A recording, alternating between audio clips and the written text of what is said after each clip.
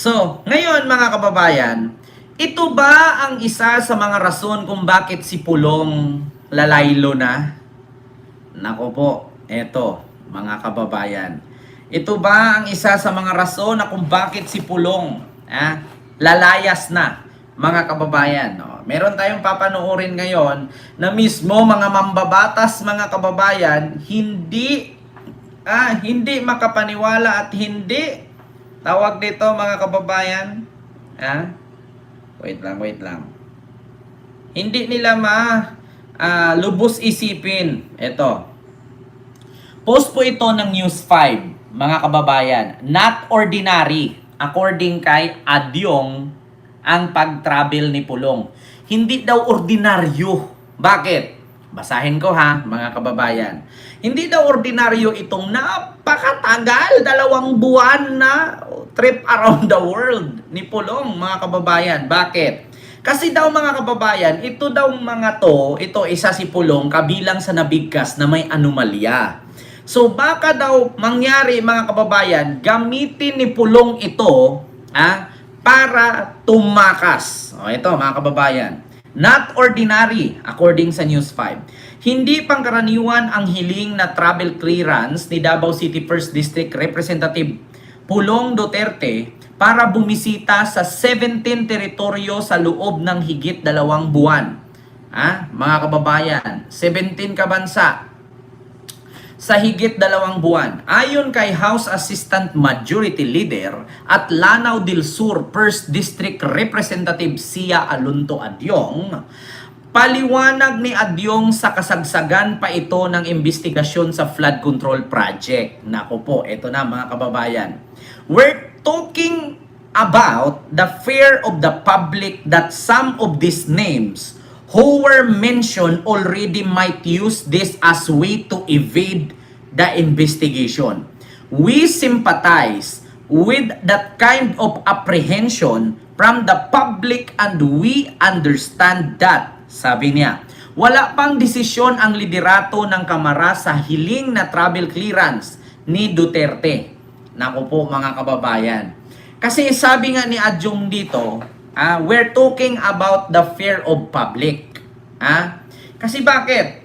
Some of these names who were mentioned already might use this away. Some of these names, isa kasi mga kababayan, ang pangalan ni Pulong na may sangkot sa flood control. Lalong-laro na yung kay Eric Yap. Nako, yung rock knitting na 36 billion. Bukod sa 51 billion, may 36 billion pa. Nako, alam nyo naman mga kababayan ngayon na si Eric Yap at si Edvic Yap ay naka-freeze na ang kanilang mga ari-arian, mga sasakyan at mga pangsasakyang himpapawid, lupa, dagat, kung ano-ano mga kayamanan at asset nila. So ngayon mga kababayan, ito na ba ang kadahilanan na ang sabi ni Representative Adyong ng Lanao del Sur 1st District?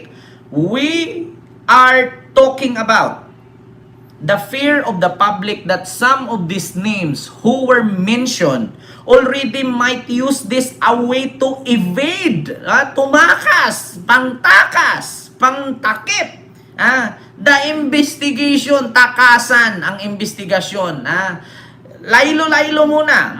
We sympathize with that kind of apprehension from the public and we understand that, sabi niya. Naku po, mga kababayan. Magtataka ka kasi, 17 bansa, anong gagawin mo at gaano kalaking pera niyan? Diyos ko, 17 bansa, magkano pamasahin yan kung siya lang mag-isa? Sabihin natin 60,000, balikan 120. Kasi malalayo yan Paano pa yung pangkain yan? Paano pa yung hotel? Hindi naman po pwede si Pulong lang mag-isa yan. Malamang kasama mga anak niya dyan. O asawa niya. Diyos ko mga kababayan. Ma'am Rosa Babe. Ma'am Rosa Babe. Baby ba? Ma'am Rosa Babes. Ayan. Maraming salamat po sa yung super sticker. Ayan. Halatang ang daming kurakot. Ang tanong mga kababayan, may tatakbuhan ba o may tinatakbuhan? This is a trip which to me is not ordinary. 17 countries in 2 months, patay. Naku po, mga kababayan. So ito pa, bukod dyan mga kababayan, ito pa ang reaksyon ng isang kongresista, si Tinio. Nawagan ng ilang mambabatas na huwag aprubahan ng liderato ng Kamara ang travel clearance ni Davao City 1st District Representative Paulo Duterte. Ganito ang balitang kumpirmado, sigurado, mula Kamara, Radyo Patrol, Pamela Vasquez. Yes, Doc Dennis sa Tita Winnie, nanawagan si House Deputy Minority Leader at Ag Teachers Party Representative Antonio Tino kay House Speaker Faustino D. Duterte na huwag pagbigyan ng hiling ni Congressman Duterte na makabiyahe sa iba't ibang bansa sa loob ng 2 buwan.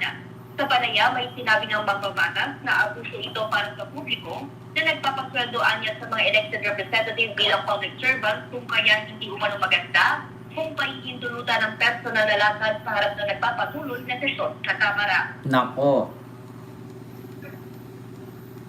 Well, ano ba siya? Tinatawan ng distrito, Miss Universe. Bakit trabaho ng isang congressman ay katawanin ng kanyang distrito? Dapat mag-expect ang mamamayan ng mas mataas na standard ng serbisyo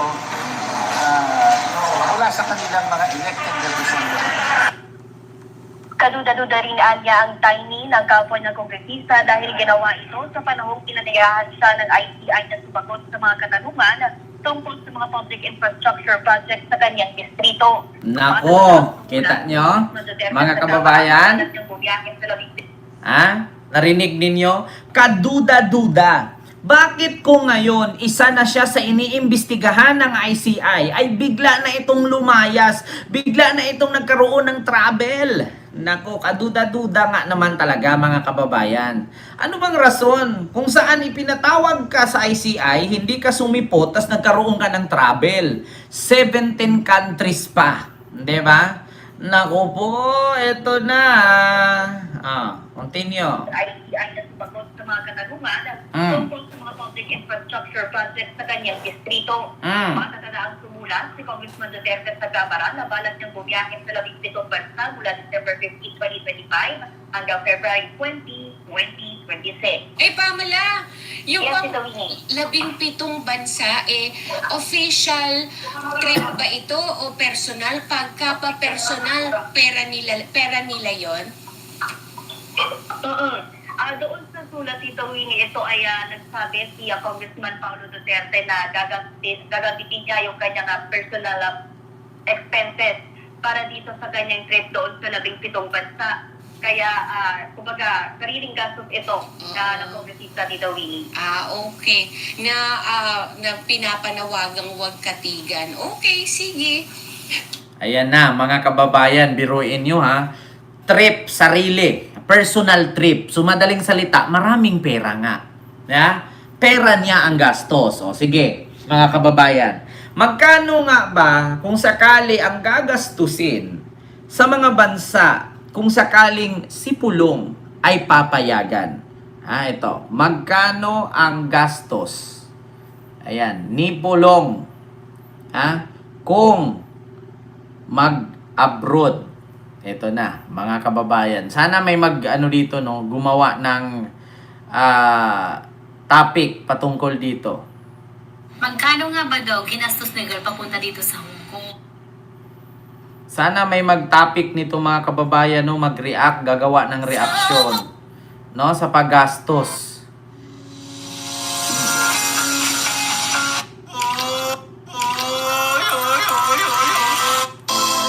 Sira ba o Actually mga kababayan, napanood ko yung kanina eh. Ben, ahintiin ko lang yung bios na binibenta na yan, Ben.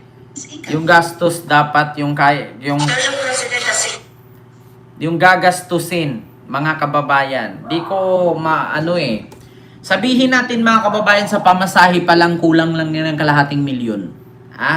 Pamasahe pa lang mga kababayan, kalahating milyon na. Imposible naman kung si Pulong lang mag-isa. So doon pa lang sa pamasahe, sabihin natin 60,000. Balikan 120. Isang tao pa lang yan. Paano kung 5 sila? Nandun yung mga anak, nandun yung asawa. Mga kababayan, kulang-kulang 5 milyon ang mauubos nila dyan. May hotel pa, may pangkain pa, may pangapamasahe at may mga bibilhin pa yan doon. Mga kababayan, 5 milyon po ang kulang-kulang, no, na magagastos nila dyan. Mga kababayan, alaka, nako. Ito a proposed 6-story hospital was estimated cost over 1.6 billion. Ilan ang magagawa sa 51 billion ni Pulong? Marami, mga kababayan. 6-story hospital? Naku, di naman yan pinagpaguran yan. Kaya kahit pa 1 milyon o 10 milyon pa. Kaya nga, Juanito Roque. 'Di ba? Naku, mga kababayan, isa nga ba yan sa rason na kung bakit si Pulong, mga kababayan, ay tatakas? Kasi mga kababayan, di ba ipinatawag si Pulong? Ipinatawag siya sa ICI na kung saan sa Independent Commission for Infrastructure Investigation. Doon, interviewin siya, tatanungin siya kung totoo bang sangkot siya, saan niya ginamit, magkano, gaano, ganyan. Hindi kasi po pwede mga kababayan na bitbitin ni Pulong yung libro ng DPWH at sasabihin niya, sa mga naghahanap kung gaan ko ginamit ang 51 billion, ayan, libro, ito, tignan ninyo, ito yung budget. Mga kababayan, mabilis lang naman natin sabihin, o sige, yan yung budget mo, nakita namin sa libro. Ngayon, pinuntahan ba actual? Mas iba pa rin talaga mga kababayan yung i-check mong actual kung sulit ba ang project, substandard or ghost project. Mabilis lang kasi isulat yan sa papel. Oo, mga kababayan. Mabilis lang isulat sa papel na sabihin mo ito yung project ko, ito yung ganyan ko. Kasi yan ang laging sinasabi ni Pulong. Kasi nung lumabas yun, Mga kababayan. Yan ang isa sa sabi ni Pulong. Ganito mga kababayan. Pulong Duterte. Nasaan ang 51 billion? Kasi laging sinasagot ni Pulong, sa mga naghahanap, ito yung libro, basahin ninyo. Ito po mga kababayan. 265 areas in Davao City affected severely by street flooding. Ayan mga kababayan. Ayan na, si Vince Diso na yan. Nasaan ang... Naalala niyo na po ba, ang Secretary Cabral? I guess I clearly remember, Your Honor. I think there was an interview that time. So it's just a question of a yes or a no. You remember it or no? Because it's Yes, Your it's an Honor. actual quote. Okay. Yes, Your Honor. Yes, what? Yes. Yes, you remember or yes, you don't remember? I don't remember exactly. confronting. Mga kababayan, dito kasi inamin na kasi, no, ni Secretary Cabral. Mga kababayan, alam ko na inamin na ni Secretary Cabral yan. DPWH confirmed 51 billion allocation to Paulo Duterte district in 3 years of Rodrigo Duterte's term. Inamin kasi yan mga kababayan ni Secretary Cabral na si Pulong nakatanggap ng 51 billion. Si Secretary Cabral mga kababayan, isa po sa makukulong. Alaka, nako, ito na nga mga kababayan. 51 billion, putang inay. 51 billion. 1 billion, 2 billion, 3, 4, 5, 6, 7, 8, 9, 10. 11, 12, 13, 14, 15, 16, 17, 18. Itong buong kwarto ko mga kababayan, kasya dito ang 18 billion. Itong buong kwarto ko, kasya dito, hindi. Nasa mga 15 billion lang. Kasya dito 15 billion pero hindi ka na makahinga. 15 billion pa lang yan. Imagine. Itong buong kwarto ko, 15 billion kasya dito. Ilang ganitong kalaking kwarto pa? Biruin nyo, 15 billion pa lang yan. Kasya dito. Ilang ganitong kwarto pa, mga kababayan, para punuin ang ganito kalaki na 15 billion. Hanggang doon na yan sa may pinto. 15 billion na yan, mga kababayan. Ayan. Actually, mga kababayan, ang 15 billion, ay hindi 15 billion. 6 billion lang. Kasi actually mga kababayan, isang kama po ang 1 billion. Actually mga kababayan, ang 1 billion, ito po ay pakita ko sa inyo.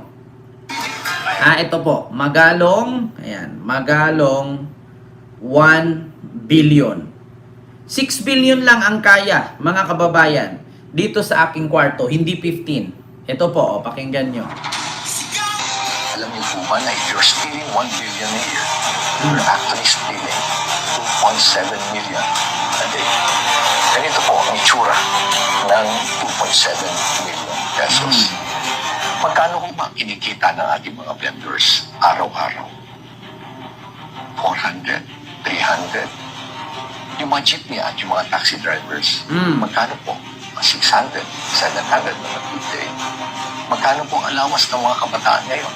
25 pesos, 50 pesos, 100, 150. At paano naman po ang ating mga sundalo na ang kanilang allowance para sa kanilang araw-araw na pagkain nasa 350 pesos lang at nakikipag-gera pa po yan. Habang ang mga dueling government officials nagnanakaw ng 2.7 million a day, wala pa akong paksa. Nung nakarang araw, nakita po natin ang mga perang nakapatong po sa mga lamesa sa congressional hearings. Para malaman po kayo at magkaroon kayo ng idea kung gaano po ang halaga nito. Sa 1 milyon, yan lang po ang itsura niya. Wait lang ha, mga kababayan, hanapan natin. Puro kasi tugtog eh.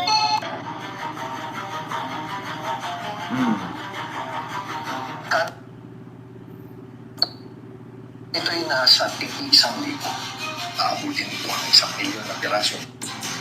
Kung minsan, parang napakadali lang magitin ang salitang milyon. Pero kapag inisip natin kung gaano ito kalaki, doon natin marirealize ang tunay na halaga. Narito po ang itsura ng 1 milyon piso. Tignan nyo ang 1 billion. Ayan. Aabutin ito ng 1 milyon na piraso ng big 1,000 bills. Isipin niyo po, 1 milyon na piraso kung pagpapatong-patungin, halos kasing taas ng isang gusali. Kung ihahanay naman po, aabot ito higit na 1 kilometro. At kung ikukumpara natin ang isang ordinaryong manggagawa, ay kailangan magtrabaho ito ng libo-libong taon.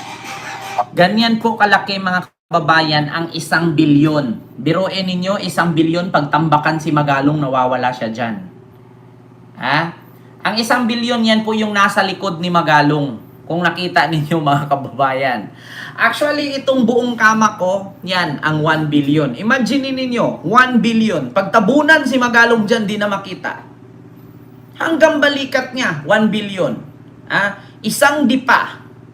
4 na dipa, kwadrado. Ganyan kalaki ang 1 billion. Isang dipa pataas, isang dipa pahaba. 4 na dipa, kwadrado. 4 siya na dipa. Halimbawa, 4 na tao, square ang hugis. Ganyan kalaki ang 1 billion. At hanggang dibdib pa nila. 'Di ba? Biruin nyo 4 na Kent Garcia. Nag-square ang porma. Square. Tapos ang taas pa niya hanggang dibdib mula sahig. Nasa mga 4 feet, no?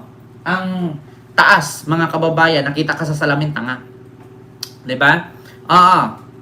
Hay Diyos ko, mga kababayan. Ito na nga ang sinasabi natin. Kaya nga ba, atat na atat. Pulongski Iyutman, mga kababayan. 'Di ba? Na makatakas. Grabe, 51 billion, lagpas tao ang taas, matindi ang ninakaw. Biruin nyo, mga kababayan, 1,000 ka 1 milyon ka 1,000. 1 billion. 1 milyon ka 1,000. Tandaan nyo yan. Pag ibuhos mo yan dito sa terrace, mapapagod na mamulot yung taon yan. Kung 2 tao lang mamulot, mapapagod. Mahirapan na sila mag-uwi. Mga kababayan, kahit ikaw, panakawin ka ng 1 billion, hindi mo mabitbit. Magkapilay-pilay ka na lang. Hindi mo yan mabitbit lahat. Ako nagsabi sa inyo, mga kababayan. Imagine ninyo, magnakaw ka ng 1 billion, tas puro papel, puro cash. Alam mo, yan na talaga ang sabihin mo, putang ina, ayaw ko na magnakaw. Bakit? Yayaman ka nga, di mo naman madala, mapilay ka pa. Imagine mga kababayan. Ang 1 million, ganito lang yan. Nahahawakan yan, 2 kamay. Ang 1 million. Ang 2 million gano'n na. Ang 3 million, 4 million, 5 million, 6 million, wala na mga kababayan. Ang 1 billion. Paano pa ang 51 billion? Putang ina, 10 bahay. 10 bahay mga kababayan, mapupuno. Yung buong sala ng bahay mo, sabihin natin mga 10 billion yan. 51 billion yun, 10 bahay talaga. Party-party. Party-party talaga. Nako, kung ako may ganyan, 51 billion, putang ina yung mga kapitbahay ko. Ito, tag-isa kay motor. Ito, ano gusto mo? Gusto mo, Nmax? Putang ina mo, Nmax. Magwalwal ka doon. Ito, Nmax. Dito, Nmax. Tapos, pagka-eleksyon, takbo akong, chairman, panalo. Sunod, tatakbo ako ang city councilor. Gusto mo motor? Sige, yung mga na lang. Honda, mga Kawasaki. Tag 150,000 lang naman yan, putang ina. Gagastos ka naman 5 billion doon, putang ina, tiba-tiba na. Pasok na pasok. Mag-mayor ka, putang ina. Kahit 1 billion nga lang, swak ka na dyan pagka-mayor eh. Sabi ko sa inyo mga kababayan, tibang-tiba. Kaya pala madali lang sa kanila ang Ma'am Flora. Daming pera, di natulungan yung mga nabaha, grabing swapang. Actually, Sir Kendry, ganyan talaga sila. Siyempre, hanggat may kaya pa. Hanggat kaya pa. Nakaw. Pag tumanda na kasi, tas makulong, wala na. Naku, mga kababayan. Bukod dyan, mga kababayan,